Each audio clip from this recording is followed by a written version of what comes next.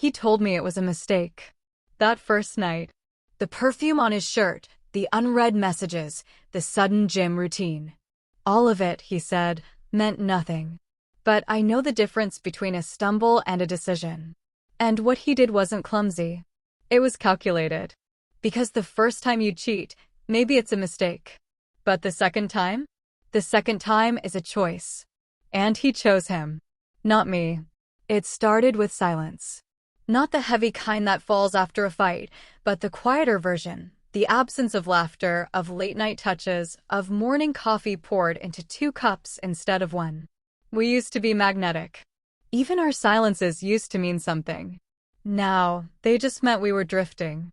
I noticed the change long before I admitted it to myself. The way he started locking his phone. How he started coming home later. The sudden interest in working out, buying new clothes, even waxing his eyebrows. He said he was finding himself again. But I knew what it looked like when someone got lost in another person.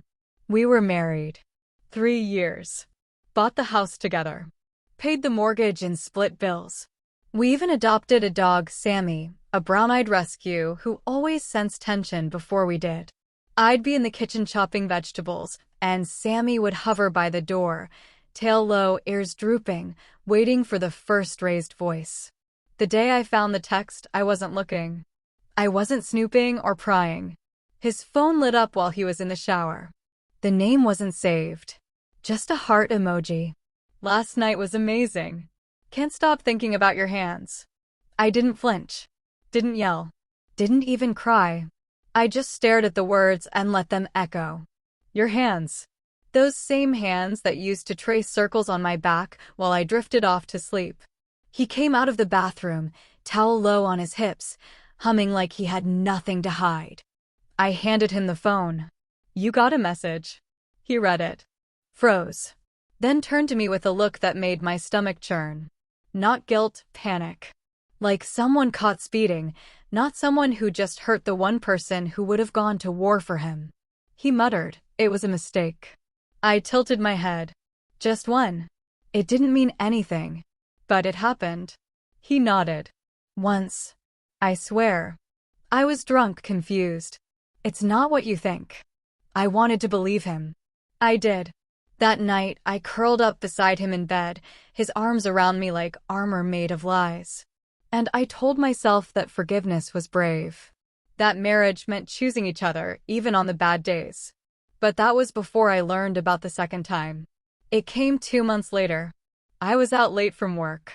Rain poured like it had something to say. I walked into our house soaked, tired, and craving comfort. Instead, I heard music. Slow, sexy jazz humming from the Bluetooth speaker in the living room. And laughter. 2 voices. One of them his. I stood by the door and listened. Heard the soft clink of glasses. The shuffle of shoes against hardwood. Then, a moan. Not mine.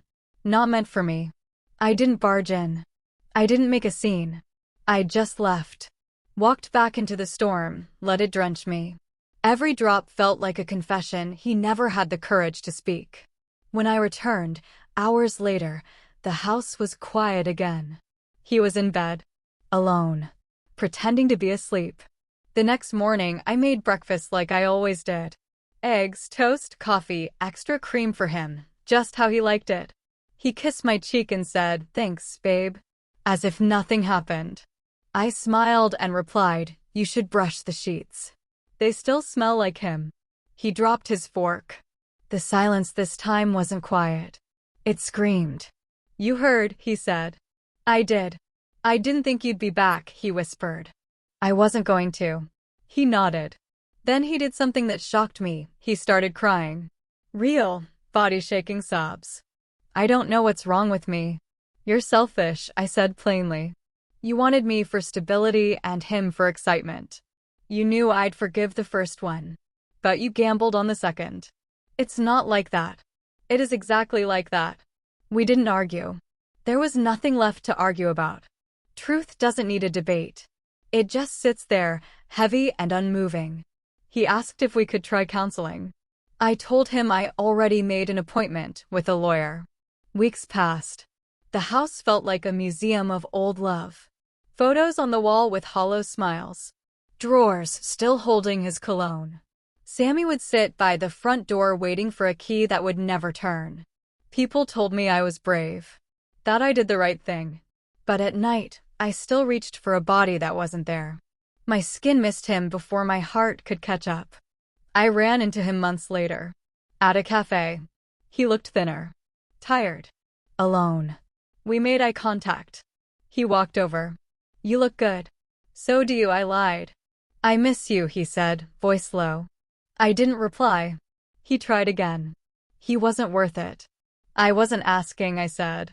Then I stood up, placed my coffee down gently, and looked him in the eyes. The first time might have been a mistake.